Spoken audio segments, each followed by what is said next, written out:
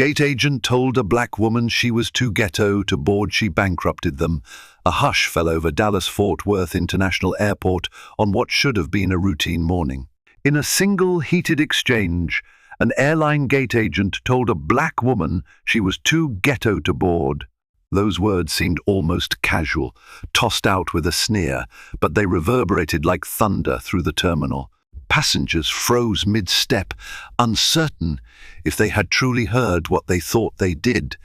It was a moment that would soon spark one of the most dramatic corporate takedowns in aviation history.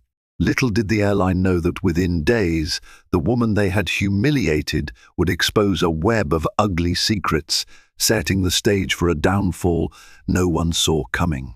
Keisha Matthews was a software analyst by trade, but she had the heart of a dreamer. Her determination had fueled her through a string of personal and professional hardships, each of which she had navigated with unwavering grace. On a brisk autumn morning, she arrived at Dallas-Fort Worth International Airport, anticipating a routine flight to Seattle for a tech conference. Keisha was excited and a little nervous.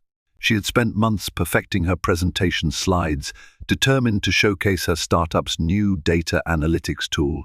She hoped this conference might open doors that had been firmly closed to her in the predominantly male and overwhelmingly white world of tech entrepreneurship. Her day began like any other before a flight. She had woken up at dawn in her modest but cozy apartment in Fort Worth, double-checked her presentation files, and carefully packed her carry-on. Wearing a casual blazer and jeans, she felt confident yet comfortable, ready to conquer new challenges on the West Coast.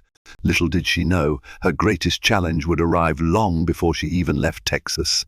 The trouble started at the security checkpoint. The TSA lines were swirling with travelers of all backgrounds, from frantic families juggling strollers and diaper bags to seasoned business flyers toting identical black roller suitcases. Keisha had never been singled out by security before, but that morning she noticed the agent's eyes linger on her a bit too long. A fleeting check, perhaps, but it stuck in her mind. She passed through without incident, though she felt an undercurrent of tension she couldn't quite place. Hustling toward Gate 29, she had just enough time to grab a coffee from a Starbucks near her terminal. The familiar swirl of espresso and chatter calmed her jittery nerves. If anything, she was eager to board early so she could organize her laptop, review her notes, and practice the opening lines of her talk. She hated the idea of rushing in at the last minute, especially for an event this important. At the gate, she noticed the flight was slightly delayed. The digital board displayed a new departure time, indicating at least a half-hour wait. The airline in question, let's call it Aeroski, had announced the delay over the intercom, but the message was drowned out by the bustle. Keisha sighed, checked the time on her phone, and decided to sit near a charging station to top up her laptop and phone battery. As the minutes dragged on, Keisha joined a growing group of passengers who lined up near the gate desk to ask about connecting flights or simply to confirm their seats. She waited patiently, practicing the calm she had learned in many stressful experiences. Eventually, it was her turn to approach the gate agent, a woman with sleek blonde hair, wearing the official Aeroski uniform with crisp lines and a polished name tag, Rebecca. "Excuse me," Keisha said politely, offering a small smile.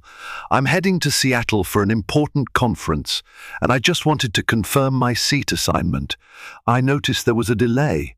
Will I still be able to make my connection in Denver?" Rebecca barely looked up. She seemed stressed and irritated, her eyes flickering from Keisha's face to her own computer screen. "Name?" she asked in a clipped tone. "Keisha Matthews," Keisha replied. Rebecca typed something into her computer, sighed loudly, and then said, "I see you've got a window seat near the back. That's still available. As for your connection, we're running about 30 minutes behind, but you should have just enough time. Next." "Thank you," Keisha said, stepping aside. The brusque dismissal left her feeling unsettled. Still, she chalked it up to a busy day and retreated to a nearby seat. Finally, a muffled announcement broke through the background noise. Aeroski Flight 392 to Denver is now boarding first class and priority passengers. Keisha was in Group C, so she waited until her zone was called.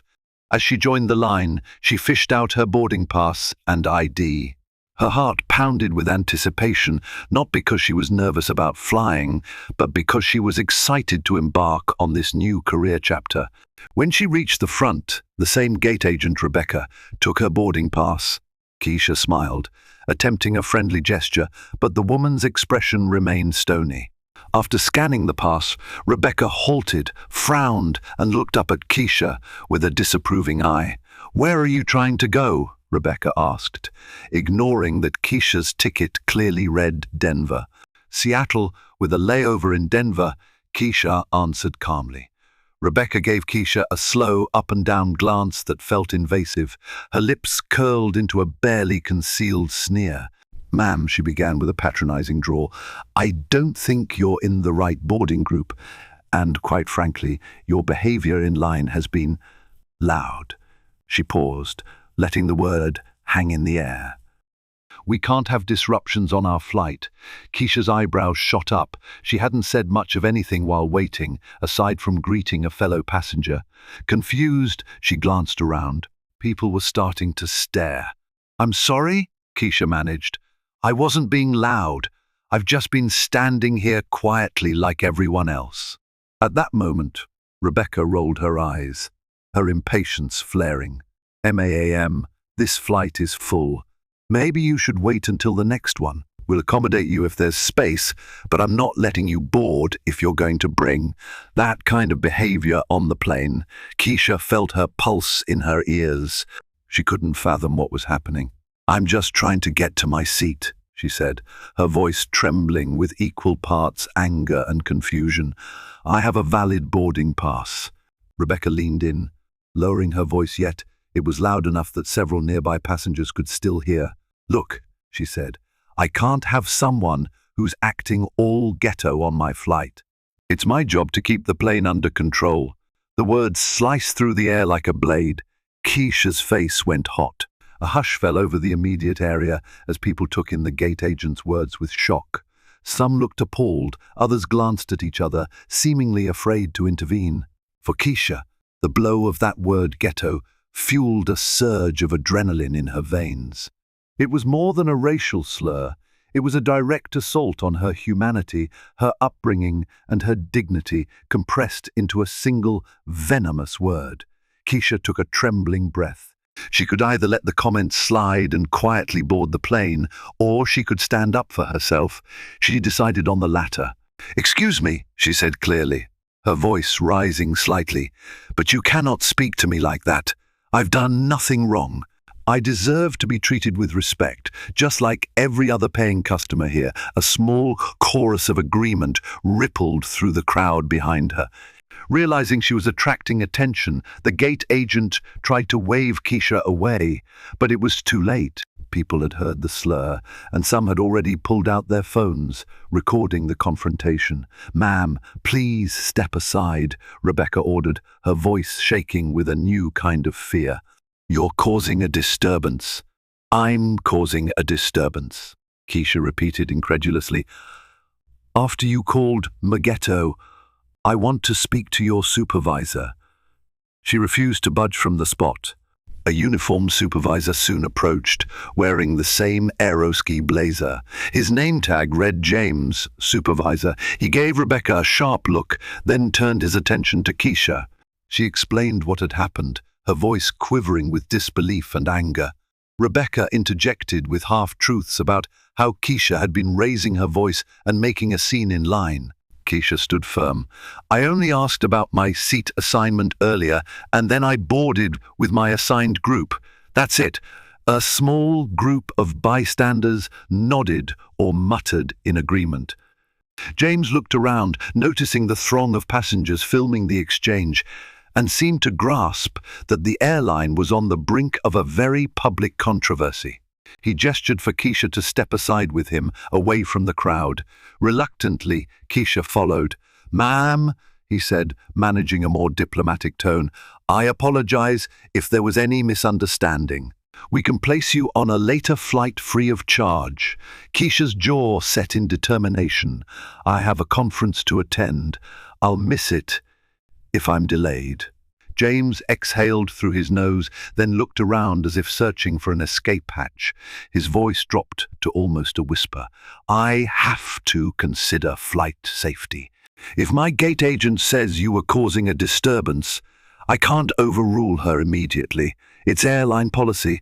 Passengers believed to be disruptive may be denied boarding. But the only disturbance here is her. She insulted me with a racial slur," Keisha persisted. "You heard from the witnesses." James grimaced. "Look, I'm not saying it's right.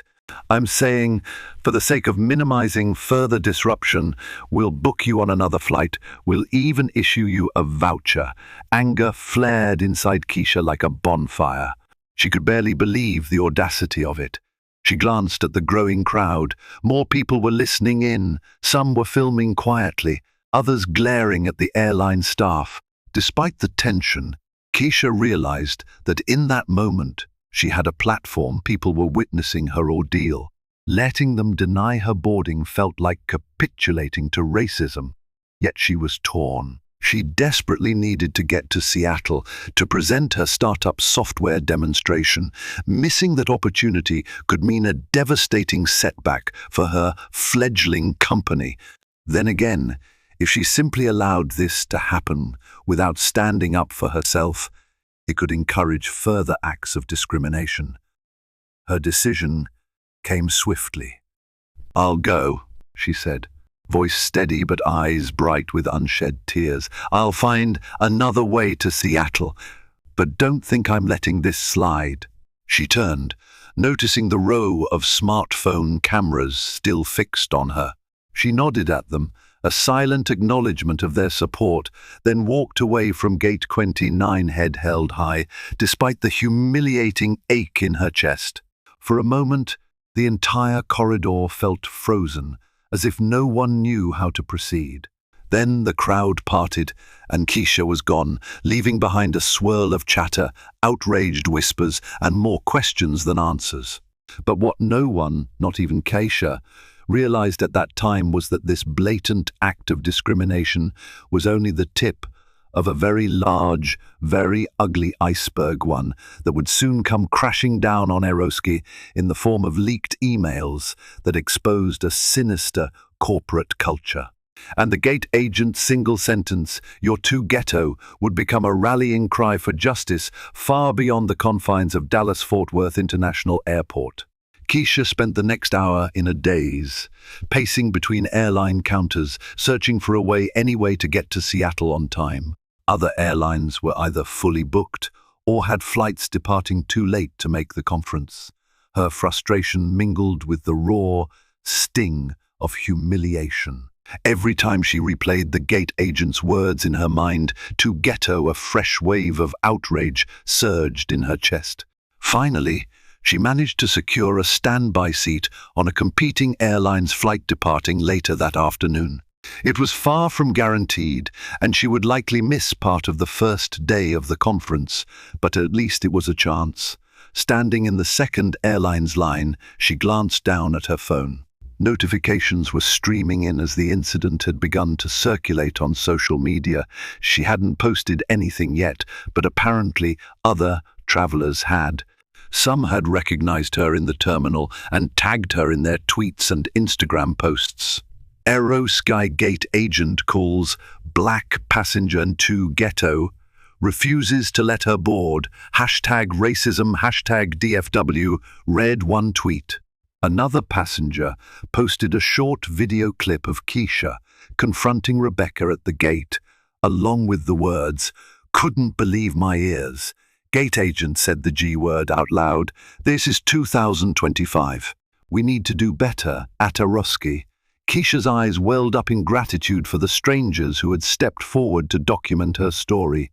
She felt a surge of validation. She wasn't alone in this, and people were outraged on her behalf. But she also knew social media outrage could flare up and die down quickly. Companies often apologized, sometimes offered hush money or minor reparations, and then moved on. She needed a more concrete plan to ensure Eroski was held accountable for such blatant discrimination. She considered her options: a direct complaint to Eroski corporate, a lawsuit, reaching out to civil rights organizations. She knew about the NAACP's recent activism around travel discrimination. Perhaps she could share her experience with them. Then again, that could be a long process. She was a single mother of 2 teenage boys, living on a tight budget, and fighting an established airline could be a monumental battle. Still, she couldn't shake the sense that something bigger and deeper was at play. That gate agent's swift pivot to labeling her disruptive felt too rehearsed, like an easy corporate out for dealing with undesirable passengers. It made Keisha wonder if there was a broader culture within Eroski that condoned or even encouraged this kind of behavior. While waiting at the second airline's gate, Keisha snapped a quick selfie. Her eyes were puffy from tears, but her expression was resolute. She typed out a post, denied boarding at Eroski by a gate agent who called "Me Too Ghetto." This is the face of someone who just wanted to get to work, not be humiliated. I won't let them silence me. #stand up, #not ghetto, #fight racism. She hesitated a moment, heart pounding, then tapped post. Within minutes, likes, comments, and shares began pouring in. Sympathy, outrage, offers of advice. Other passengers recounted their own negative experiences with airlines. By the time her standby flight was called, Keisha's post had gained thousands of interactions. It was still small scale in the vast ocean of social media, but it was growing. She watched the numbers climb with a strange mix of vindication and horror, aware that she had just become the center of an unfolding storm. She secured the last standby seat. Settling into the cramped middle seat, she stared at her laptop bag. Inside were her meticulously prepared slides for the conference, a conference she would now be late for.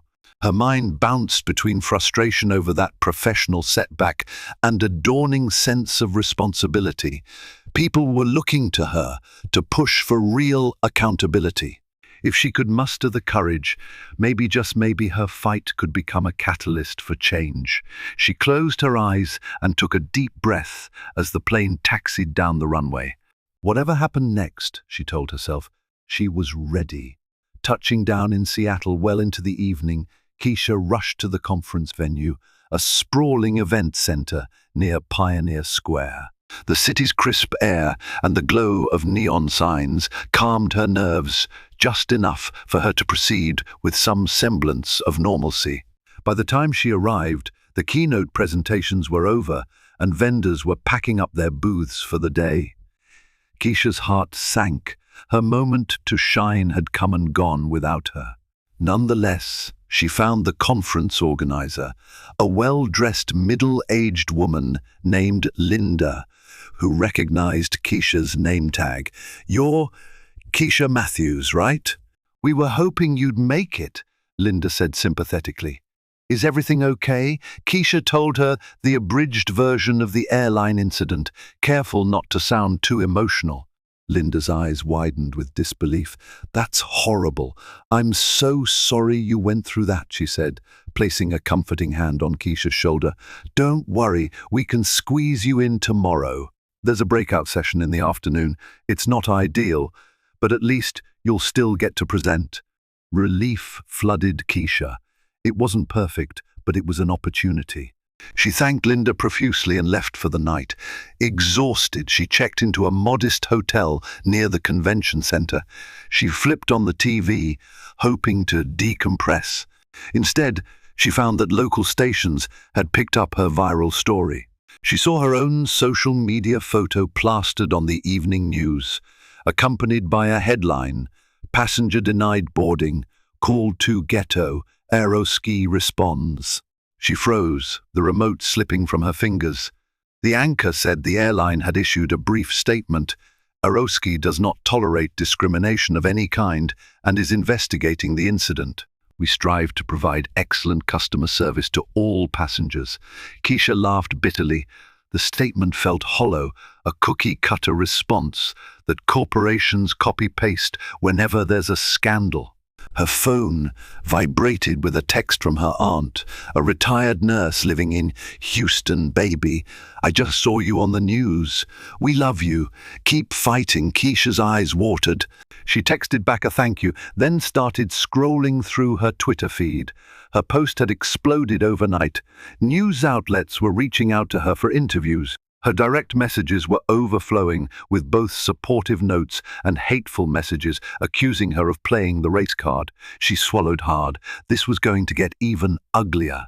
The next day, she barely slept. She grabbed a coffee on the way to the conference, mentally rehearsing her lines for the truncated breakout session Linda had arranged.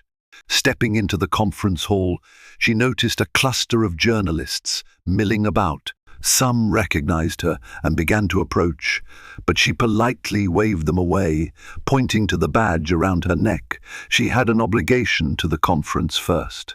Her session, titled Data Analytics for Emerging Enterprises, attracted a decent crowd, no doubt bolstered by the fact that she was now a minor internet sensation. She delivered her presentation with as much poise as she could muster, but she could feel the swirl of emotions just beneath her carefully composed exterior. When she finished, a smattering of applause filled the room. A few people approached, complimenting her work, exchanging business cards, and offering cautious words of support about the airline incident. One of these was a lean, bespectacled man in his early 30s named Marcus Grant, who introduced himself as a representative from a venture capital firm in Silicon Valley. "You handled yourself well up there," he said, shaking her hand. "Have you been approached by any investors yet?" She shook her head, feeling a glimmer of hope. "No, not really.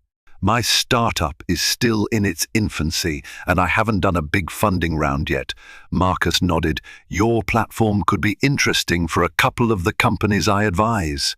I'll take a look at your pitch deck, if you don't mind sending it over." Keisha's eyes lit up. "Absolutely."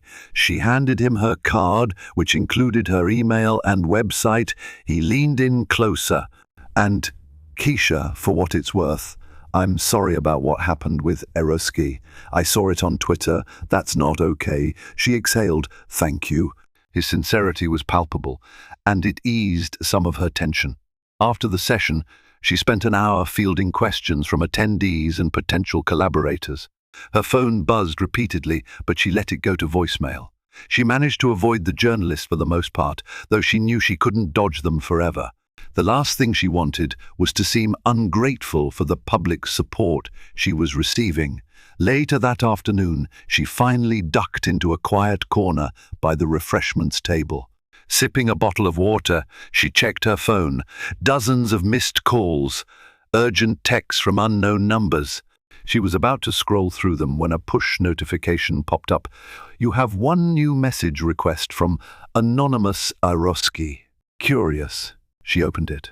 The message read, "I work for Aroski. I have internal emails that show this isn't the first time. I can share if you're willing to go public." Keisha's eyes widened. She read it again, heart pounding. It sounded too good and too risky to be true. Someone inside the airline was reaching out, presumably in secret. She typed a careful reply, "I'm open to hearing what you have. Can you confirm your identity?" The response came almost immediately. "Can't disclose too much yet. I'm in middle management. I see everything. The rabbit hole goes deeper than you think." Keisha's palms began to sweat. She quickly typed, "Send me proof. I'm listening." The next few lines of text made her heart hammer in her chest, attaching a snippet of an email chain from last month. Gate agents discussing how to handle loud passengers. Some references to code words for racial profiling. More to come. A small file icon appeared.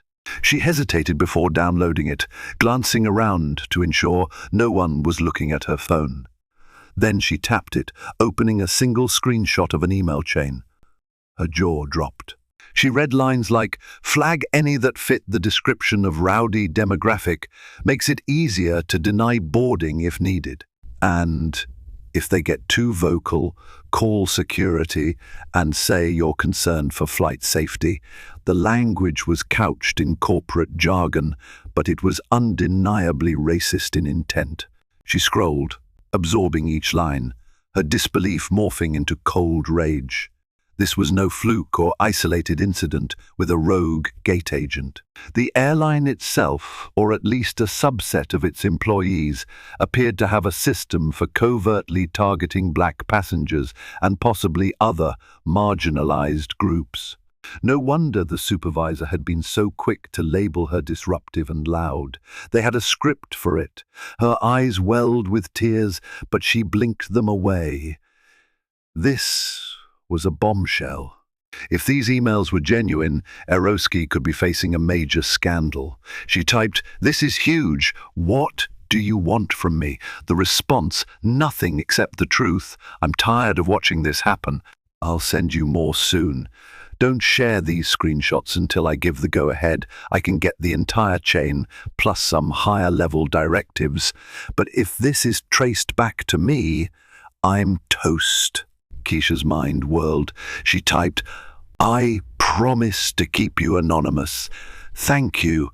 No further reply came. She locked her phone, her hand trembling so badly that she nearly dropped it. Closing her eyes, she took several deep breaths. If what she had seen was real, and it certainly looked real, then Eroski was systematically discriminating against passengers of color. This went well beyond her personal incident. The question now was how to proceed. She could leak the emails to the press immediately, but that might compromise her source and prevent them from sending the full story. She could also contact legal counsel or a civil rights organization, but either way, she was in possession of evidence that could upend an entire corporation. Her life had just taken a very dramatic turn, one that could thrust her onto a national stage. As she left the conference center that afternoon, she felt a conflicting swirl of hope, fear, and resolve. It wasn't just about her anymore. It was about every passenger who had been belittled, profiled, or denied their rights because of the color of their skin. The gate agent's cruel comment had opened a Pandora's box. And now, Keisha held the key to exposing a culture of racism that went straight to the heart of Eroski. Over the next week, Keisha juggled her day job, her budding startup, and endless calls from reporters seeking interviews about the Ghetto incident. She gave a few select interviews, reiterating her story in calm, measured tones. Each time, she hinted that what happened to her was part of a larger pattern, but she stopped short of mentioning the leaked emails, waiting for more evidence from her anonymous source. True to their word, anonymous Eroski delivered. Nearly every night, Keisha received more screenshots. Some were from regional managers, others from customer service leads, and a few from a high-level executive responsible for operational efficiency. The language was coded, but the intent was evident. Terms like monitored demographic, undesirable type, and behavioral risk factors were scattered throughout. Even more damning were references to unofficial guidelines on how to escalate minor inconveniences into security threats if a passenger didn't fit the airline's preferred profile. It was a carefully crafted system of discrimination, orchestrated to appear as if Eroski was simply being cautious about passenger conduct. But the real intention was laid bare in lines like, "If they don't like how we do things, they can fly somewhere else. Our bottom line doesn't need them." The casual racism was appalling, but it was the institutional backing that chilled Keisha to the core. This wasn't just ignorance, it was strategy. With each new leak, Keisha's sense of responsibility grew heavier. She was no longer merely the victim of a gate agent's slur. She was potentially the whistleblower's conduit for exposing a national scandal. She contacted a civil rights lawyer, a middle-aged powerhouse named Denise Carter, who had made her mark taking on Fortune 500 companies for discrimination. They spoke on the phone late one evening, and Keisha laid out the basics without revealing the name of her source. "This is big," Denise said, her tone urgent yet composed. "But we need to be cautious. If we release these emails prematurely, your source could be identified. Also, corporate lawyers will try to discredit you." Keisha nodded, even though Denise couldn't see her. "I understand. I don't want the whistleblower to get fired, but I also want to expose this. People deserve to know. That's where I come in," Denise reassured her. "We can do this legally, safely, and effectively. Let me start compiling a case. Then we'll approach the media with the full story emails, your testimony, and potentially other witnesses if we can find them." Relieved, Keisha agreed. Denise also suggested Keisha reach out to the NAACP. They might have resources or advice on handling corporate racism cases, she said. Keisha took note. That same week, Aeroski's PR machine was in full swing. They ran ads showcasing their diverse flight crews, posted platitudes about inclusion on social media, and even launched a hashtag Aeroski for all. Yet behind the scenes, the leadership scrambled. An internal memo leaked by the same source revealed that executives were furious about the negative publicity. They demanded that gate agents avoid escalations and minimize public incidents at all costs, but not once did they question the racist policies. It was all damage control. Meanwhile, national media outlets picked up Keisha's story in greater detail. She appeared on a morning talk show, flanked by a polished anchor. In calm, unwavering tones, she recounted the Ghetto incident and stated her intention to seek justice. She spoke carefully, mindful not to mention the leaked emails yet. In the live interview, the anchor pressed her about rumors that there was more to the story. Keisha took a measured breath. "All I can say is, I have reason to believe this wasn't an isolated incident. I encourage anyone else who's experienced discrimination by Aeroski to come forward." By the time she left the studio, Keisha's phone was buzzing non-stop with messages from people sharing their own harrowing experiences with Aeroski and other airline stories of being asked to tone it down or denied boarding for questionable reasons. Some provided receipts and documents, others just wanted to vent. Keisha realized she had unintentionally become a figurehead for airline discrimination victims. It was both empowering and terrifying. She had never asked for this role, but the moral imperative was clear. She and Denise began sorting through the testimonials, verifying their authenticity, and building a comprehensive case file against Aeroski.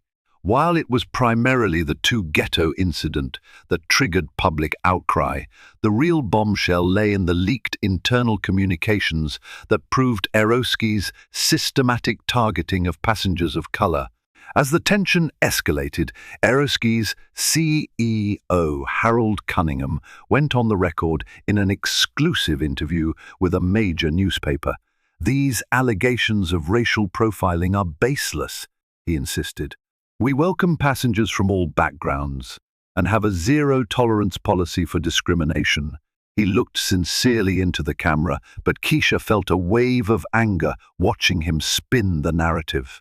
She knew from the emails in her possession that those words were a lie. Behind the scenes, Aeroski's legal team also reached out to Keisha. She received a formal letter offering an apology and a settlement sum for the inconvenience caused by the gate agent's behavior. The amount was not trivial, certainly more money than she had ever seen in one place, but it came with strings attached, a strict non-disclosure agreement. If she signed, she couldn't speak publicly about the incident ever again. She stared at the letter, heart pounding. The hush money was tempting on a practical level. She had mounting bills, college funds for her boys, and a shaky startup.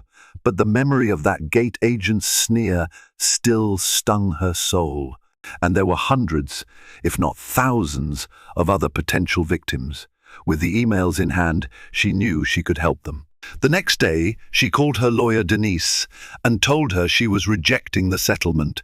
Denise's voice trembled with excitement on the other end. "That's brave, Keisha." "Most people would take the money and run. That's what they're counting on," Keisha replied. "I'm not for sale." That Sunday, as Keisha was tidying her kitchen, her phone chimed with a text from the anonymous Eroski source. "I have the full chain. Senior VPs, divisional managers. It's bad. Ready to send? We risk them finding me out soon." Keisha's hand shook. She steadied herself against the counter. This was the final piece of the puzzle. If what the source claimed was true, it would be irrefutable evidence that executives at the highest levels of Eroski sanctioned discriminatory practices. She texted back one word: send. Within minutes, a zip file arrived. Keisha retreated to her bedroom and opened the file on her laptop. The documents spanned over a year of internal communications.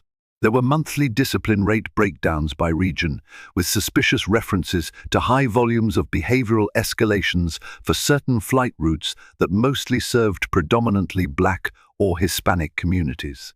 There were instructions on how to spot trouble early by profiling how passengers dressed and spoke. And there was even an email from the Vice President of Operations stating, "We must maintain brand standards.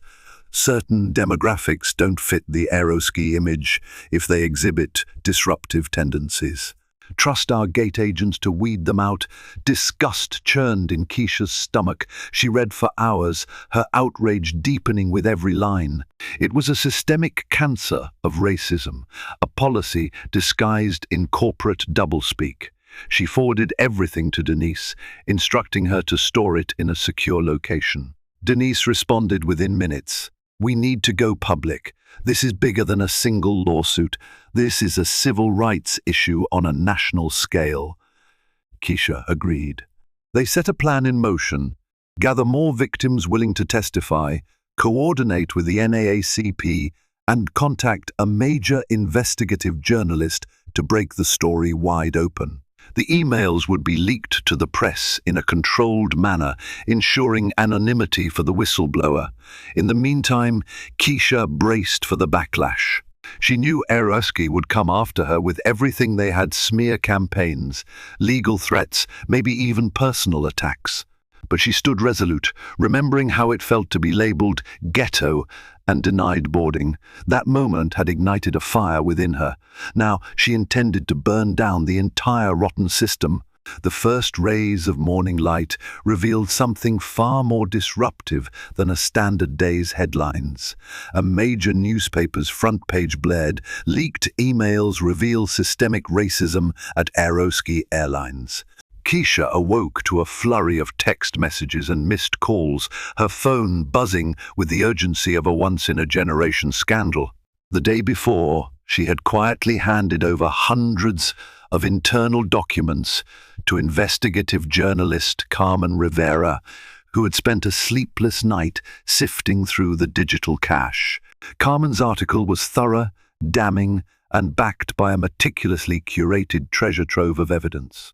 It did more than just name a few bad apples. It exposed the rotting core of Eroski's corporate culture. In the article, Carmen explained how Eroski had systematically profiled and targeted passengers of color, using vague terms like behavioral risk and undesirable demographic as smokescreens. The leaked emails showed that high-level executives had not only condoned these practices, but, in some instances, explicitly directed their managers to carry them out. The published screenshots featured lines from senior managers such as, "We can't risk them causing a scene on our flights, deny them if they exhibit any sign of being rowdy, and if someone complains, label it a safety concern, so we have grounds to deny boarding." Carmen's expose left no ambiguity. This was not a mere misunderstanding or an isolated incident. It was a calculated strategy of exclusion. Almost immediately, the aftermath hit with the force of a tsunami. Hashtag boycott Eroski began trending on social media, and the outrage spread at lightning speed. Celebrities, politicians, and everyday travelers weighed in, tagging Keisha and sharing her story. Major civil rights organizations, already aware of Keisha's ordeal, now had concrete proof of corporate malfeasance. Within hours, news networks scrambled to book on-air interviews. Eroski, once a respected airline boasting sleek advertising campaigns and a roster of loyal business clients, was about to confront a crisis that would shake its very foundations. As the media hype skyrocketed, Keisha and her attorney, Denise Carter, found themselves inundated with calls not only from journalists but also from potential plaintiffs, people of various racial backgrounds who had endured suspiciously similar experiences on Eroski flights. Some recalled being asked to deplane for minor issues like seatbelt misunderstandings. Others noted how they had been labeled aggressive for speaking up about misplaced luggage. Many had never dared to publicly accuse Eroski of racism, fearing they'd be dismissed or ridiculed. Now, they had undeniable proof that their instincts had been right. Behind the scenes, Eroski's leadership scrambled. CEO Harold Cunningham convened a crisis team at the company's headquarters. Panicked conversations and hushed arguments flew back and forth. Public relations officials begged for a concise, heartfelt apology to stem the rising tide of fury. Legal advisors insisted on a different strategy, hoping to cast the leaks as contextually misleading. But the emails were so explicit, so undeniably steeped in discriminatory intent, that no press release or corporate statement could hide their import. The company's stock price plummeted in real time, losing value by the minute as shareholders scrambled to distance themselves from a collapsing brand. Fuel was added to the fire when revelations emerged that some top executives had even joked about using secret code words like urban flair to describe customers they felt didn't fit the Eroski image. The callous language sent shockwaves through social media. People began posting their own experiences with classism and racism in the airline industry, with Eroski suddenly the prime example of everything that could go wrong when prejudice metastasized into policy. In the midst of the media storm, an internal Eroski memo surfaced, leaked by the same courageous insider who had fed documents to Keisha. In it, an executive lambasted lower-level managers for failing to contain what he called the public optics problem. Astoundingly, the memo referred not to the injustice inflicted on passengers, but to how unfortunate it was that the information had gotten out. "We need to focus on damage control," the executive wrote. "Employee compliance must be absolute to avoid further mishaps." Such language only confirmed suspicions that Eroski's higher-ups had no real remorse, merely fear of repercussions. Protests erupted outside Eroski's headquarters. A diverse crowd of demonstrators carried signs that read, "Stop flying racism" and "Everyone deserves a seat," demanding accountability for the employees and executives responsible for the discriminatory practices. Day by day, the gathering swelled in size, bolstered by social media activism and coverage on the evening news.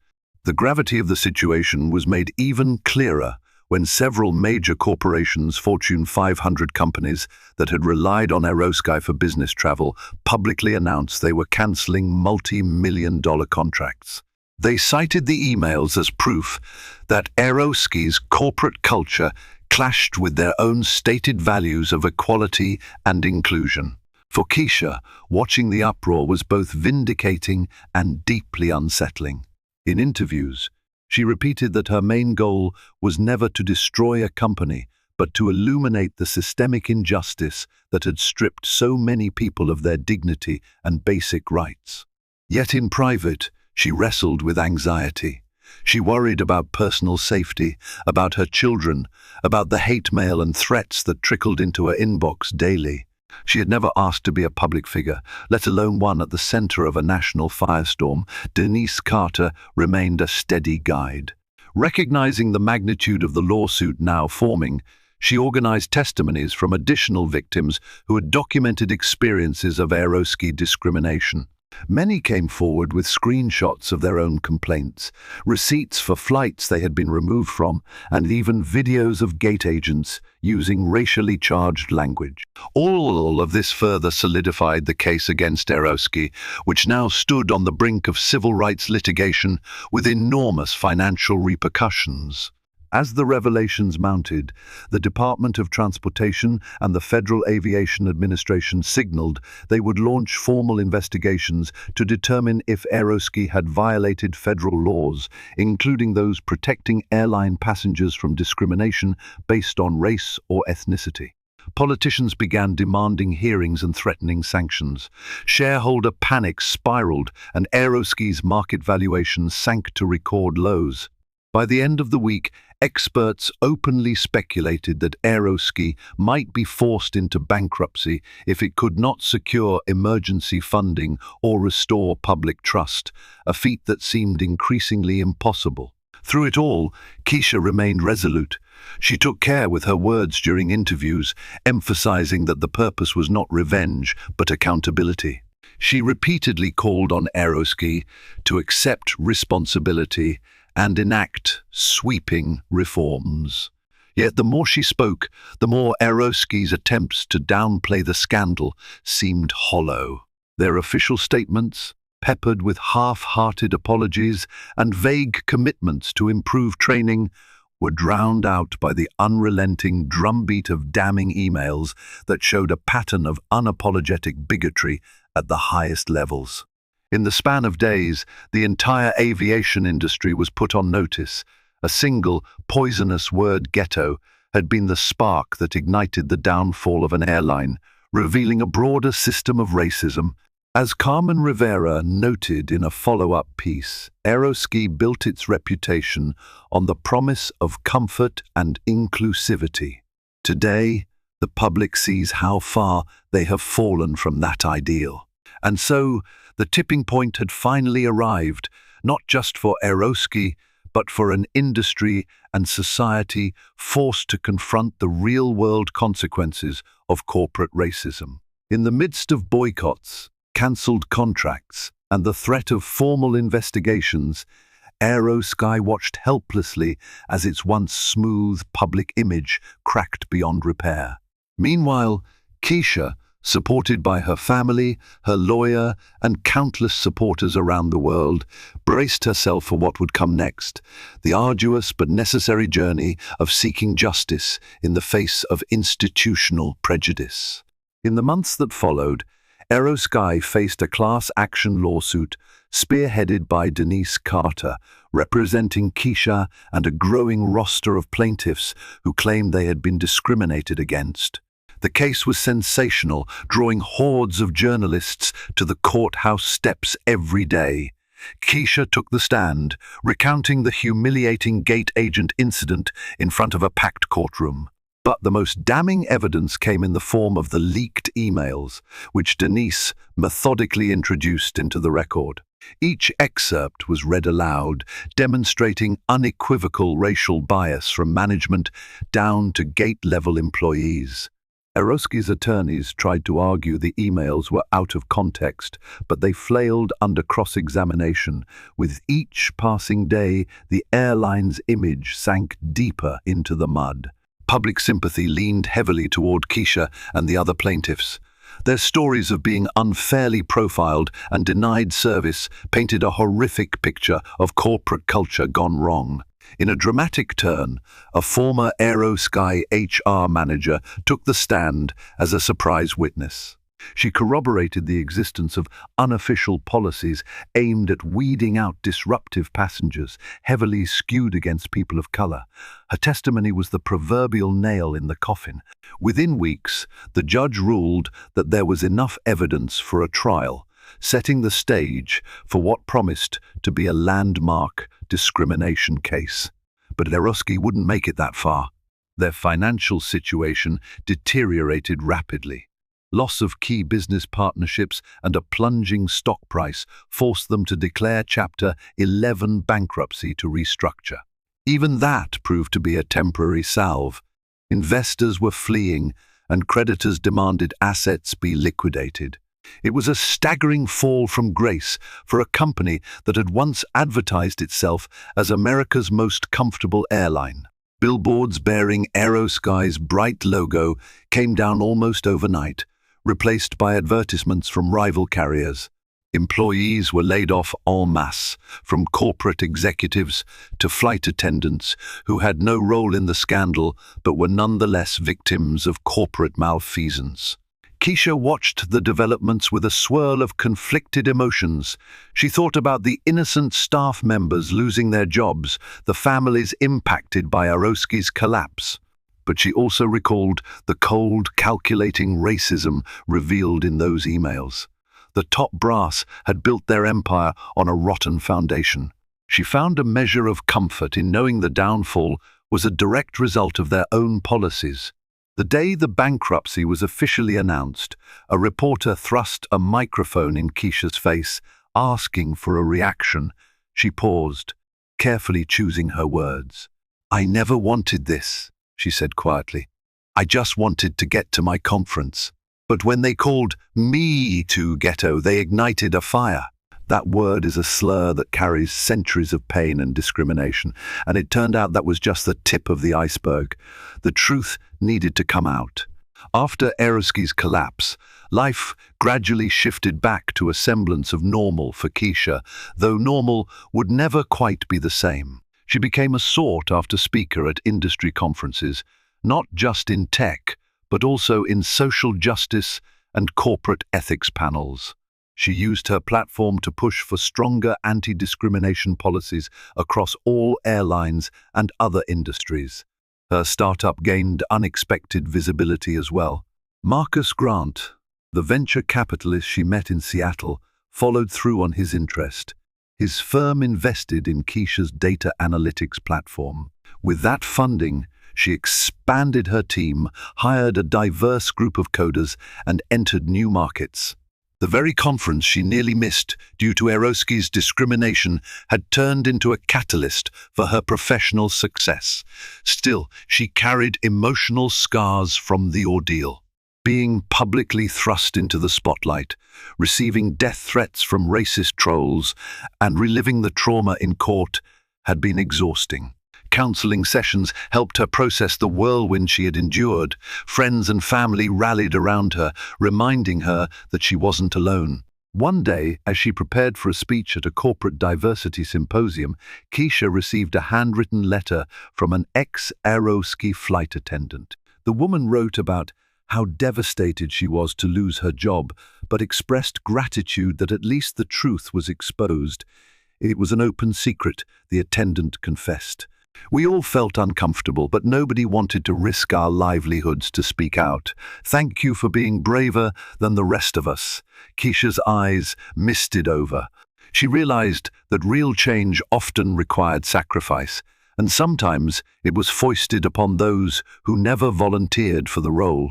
Fate had chosen her to be the face of this battle, and she had risen to the challenge. Despite the tumult, she found a sense of purpose in her newly expanded role as an advocate for corporate accountability. Public opinion largely sided with her, and over time, the phrase "too ghetto" became a stark, cautionary tale for companies about the risks of tolerating bigotry within their ranks. Other airlines scrambled to issue statements, clarifying their stance on discrimination, launching training programs, and revising guidelines. Even if some of it was performative, it was still a step in the right direction. The class action lawsuit moved forward, but with Aerosky bankrupt, the legal proceedings focused on the remaining assets and potential restitution for plaintiffs. There was talk of establishing a victims' fund, using whatever was left of Aerosky's coffers. Keisha had mixed feelings about it all. Money could never truly erase the pain inflicted on so many passengers. Yet, the broader victory was evident. The scandal had sparked a nationwide conversation about racism within corporate entities. The downfall of Eroski served as a cautionary tale. Keisha herself had become a symbol of resilience and truth-telling. People invoked her name in conversations about injustice, reminding each other that standing up against prejudice could topple even the mightiest institutions. In time, Keisha found a strange sort of peace. She had not only survived the most harrowing experience of her life, she had turned it into a force for good. The road ahead was still laden with challenges. She was a single mother, running a startup, and a newly minted social justice figure, after all. But she walked that path with her head held high, guided by the knowledge that she had fought back against a deep-seated evil and won. This story reminds us how a single moment, one hateful word can expose an entire system built on prejudice. Keisha's story is proof that standing up for what's right can spark a chain reaction far more powerful than we ever imagine. Each of us holds the potential to challenge injustice, whether it appears in the workplace, at the airport gate, or right in our own communities. Her courage, together with the whistleblower's bravery, toppled an airline that thought it could hide its wrongdoing behind polite smiles and cold corporate policies. If you found inspiration in Keisha's journey, please show your support by hitting that like button. Help spread her message by sharing this video with friends who need a reminder that no one is too ghetto to claim their rightful space. And if you haven't already, subscribe to the channel for more stories that celebrate resilience, justice, and the unbreakable human spirit.